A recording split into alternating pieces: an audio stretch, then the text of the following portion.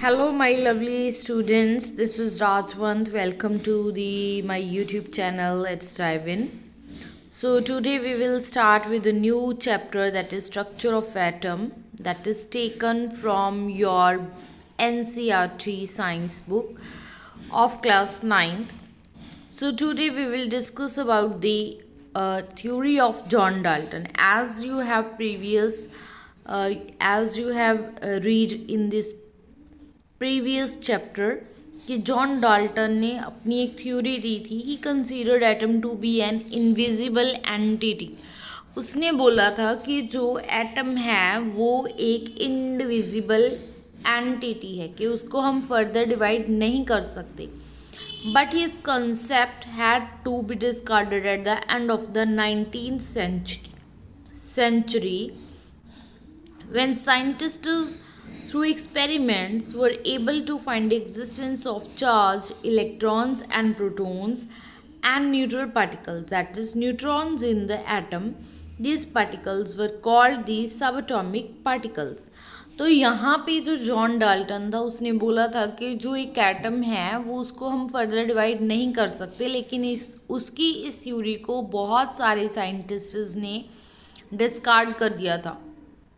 उन्होंने बोला कि ऐसा नहीं हो सकता, एटम के बिना और भी बहुत सारे पार्टिकल्स होते हैं जिनके पास अपना अपना चार्ज होता है, like electrons and protons and neutrons, जिसको हम न्यूट्रल पार्टिकल्स भी बोलते हैं।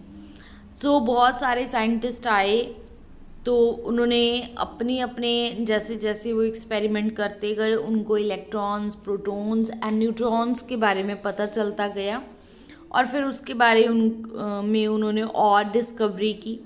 सो इन पार्टिकल्स को हम सब एटॉमिक पार्टिकल्स भी बोलते हैं। So next is discovery of electrons.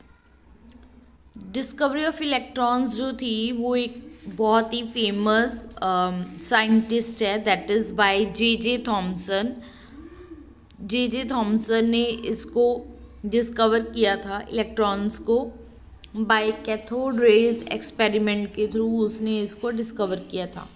देखिए एनसीईआरटी की बुक में कैथोड रेज के बारे में एक्सपेरिमेंट भी दिया हुआ है, लेकिन हमको इतना डीपली नहीं जाना है, बिकॉज अगर हम 9th स्टैंडर्ड के लेवल पर देखें या उसके लिए देखें तो उसके लिए इतना ही सफिशेंट है कि आपको बस इसके बारे में जानना है कि इलेक्ट्रॉन्स होते क्या हैं।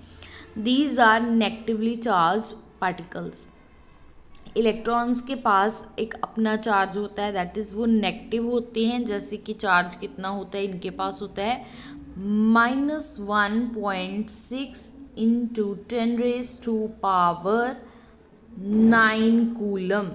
C stands for coulomb.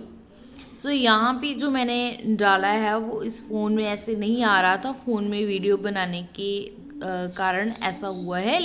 वैसे ये जो मैंने यहाँ पे आपको रिटर्न किया है, राइट किया है, ये बिल्कुल सही फॉर्म है इसकी। So next is the mass of the electrons. Mass of electron कितना है, माइनस नहीं आएगा, 9.1 इंटू 10⁻⁻31 kg। ये इसका एक इलेक्ट्रॉन का मास है। मास के बारे में हम पिछली ग्रेविटेशन की जो वीडियो थी उसमें पढ़ चुके हैं, मास और वेट के बारे में क्या दोनों में क्या डिफरेंस है। सो मैं ऐसा समझूंगी कि आप बच्चों को ये सब आता है। So next slide is about discovery of protons. अब जो प्रोटॉन्स हैं, दीज आर प्रोटॉन्स क्या है, अब यहाँ पे दीज आर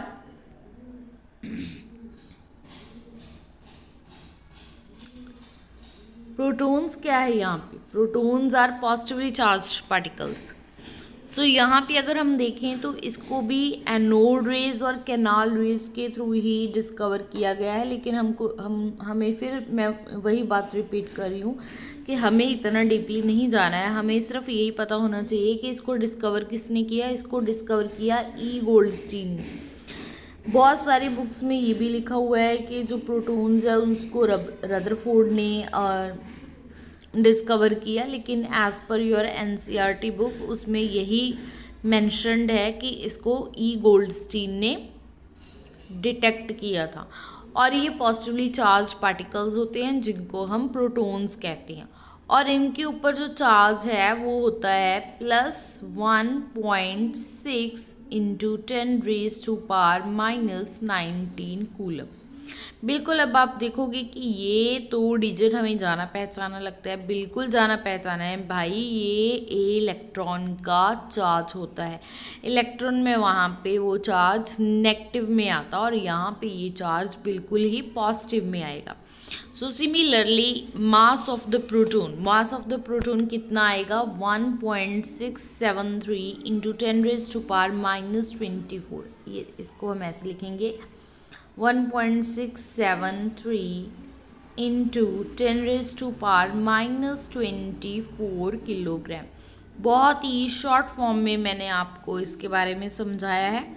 जितनी आपको 9th स्टैंडर्ड के लेवल पे नॉलेज होनी चाहिए बिल्कुल वैसे ही ये नोट्स मैं आपको प्रोवाइड कर रही हूँ। अच्छे से इसको कर लेना, सफिशेंट है आपके 9th लेवल के लिए। तो यहाँ पे फिर से आप रिपीट कर लेना कि चार्ज ऑन द प्रोटॉन कितना होगा। इलेक्ट्रॉन का जो चार्ज होता है वो similar to the charge of proton होता है, लेकिन इलेक्ट्रॉन में वहाँ पे नेगेटिवली आ जाएगा, माइनस में आएगा चार्ज, और यहाँ पे जो चार्ज है वो पॉजिटिव आएगा।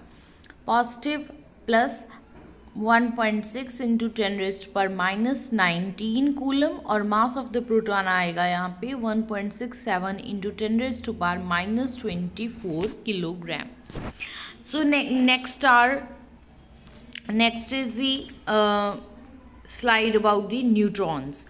सो चैडविक यहाँ पे एक साइंटिस्ट आया था। चैडविक ने न्यूट्रॉन को डिस्कवर किया था। उसने बहुत ही लाइटर जो एलिमेंट्स है जैसे लिथियम बोरॉन हो गया, उसको बॉम्बार्ड किया। बॉम्बार्ड मतलब कि उसमें से उसको अल्फ़ा पार्टिकल के साथ टकराया। बहुत ही लाइटर पार्टिकल्स हैं लिथियम और बोरॉन, बहुत ही हल्के पार्टिकल्स होते हैं ये। तो उनको इन्होंने क्या किया था, चैडविक ने अल्फ़ा पार्टिकल्स, अल्फ़ा को हम ऐसे भी लिखते हैं, वी नो दैट। उसके बाद क्या हुआ, जब उसने बॉम्बार्ड किया, उनको टकराया जब दोनों लिथियम को और अल्फ़ा पार्टिकल्स को, तो उसने ऑब्जर्व किया कि कुछ न्यू पार्टिकल्स एमिट हो रहे हैं जिनके ऊपर चार्ज बिल्कुल भी नहीं था, ज़ीरो चार्ज था जिनके ऊपर, लेकिन उनका जो मास था that is equal to the proton. तो यहाँ से चैडविक ने एक और पार्टिकल्स को डिस्कवर किया। तो उन प्रोटॉन्स को उन्होंने नाम दिया neutrons. Neutrons means neutral particles. तो यहाँ पे न्यूट्रल का मतलब ही हमें समझ में आ जाएगा कि जिसके ऊपर ज़ीरो चार्ज होगा। अब जो न्यूट्रॉन्स होते हैं उनके पास कोई चार्ज नहीं होता, लेकिन उनका जो मास होता है that is equal to the mass of the proton. जितना प्रोटॉन का मास होता है उतना ही मास यहाँ पे न्यूट्रॉन्स के पास होता है। फिर से स्लाइड को रिवाइज करते हैं कि चैडविक जो है वो साइंटिस्ट है, उसने एक लाइटर पार्टिकल लिए, उसने लिथियम और बोरॉन जैसे लाइटर एलिमेंट्स लिए, तो उनको उसने क्या किया, अल्फ़ा पार्टिकल्स के साथ टकराया, बॉम्बार्ड किया। तो उसने ऑब्जर्व किया कि कुछ न्यू पार्टिकल्स फिर से एमिट कर रहे हैं विद द ज़ीरो चार्ज। अब जो न्यू पार्टिकल्स आए उनके ऊपर चार्ज कितना था, ज़ीरो चार्ज था, लेकिन उनका जो मास था that is equal to the mass of the proton. So उसके बाद जो ये जो ज़ीरो चार्ज पार्टिकल्स आए तो उनको उसने नाम दिया neutrons. Neutrons means neutral particle of the atom. So I hope आपको यहाँ तक समझ में आ गया होगा। सो नेक्स्ट वीडियो में मिलते हैं। अगर आपको मेरी वीडियो अच्छी लगी हो, समझ में आया हो, तो प्लीज़ मेरे चैनल को सब्सक्राइब करो।